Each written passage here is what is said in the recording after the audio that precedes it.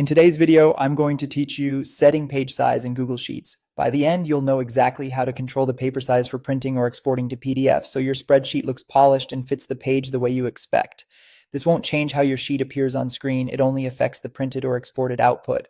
Start by opening your Google Sheet. Go to the File menu and choose Print. If you prefer shortcuts, press Ctrl+P on Windows or CMD+P on a Mac. This opens the print preview with a settings panel where you'll make all the adjustments we need. In the sidebar, look for the page setup section and find the paper size option. Click the paper size dropdown. Here you'll see common presets like letter A4 and legal. Pick the size that matches your region or your printer's requirements. For example, letter is widely used in the US while A4 is standard in many other countries. Choosing the right preset helps ensure your content aligns with the paper you'll actually use. If you need a specific size that isn't listed, select Custom. Enter the exact width and height in inches or millimeters depending on what's shown for your account.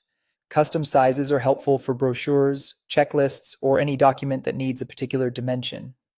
Double check that your printer can handle the size you choose and use sensible dimensions so your content doesn't get cut off. While you're in page setup, consider orientation. Portrait is taller than it is wide, and landscape is wider than it is tall. If your sheet has many columns, landscape often prevents wrapping or spilling onto extra pages. Next, adjust scale if necessary. You can bring content down slightly to fit fewer pages, or set it to fit the width of one page so your columns stay together. Just avoid scaling too small, which can make text hard to read. When your page size, orientation, and scale look right in the preview, click Next. From here, you can proceed to print or switch the destination to save as PDF if you're sharing electronically. Take a moment to review the preview pages. What you see here is what will be printed or exported. If something isn't aligned the way you want, click back and fine-tune the size or scale.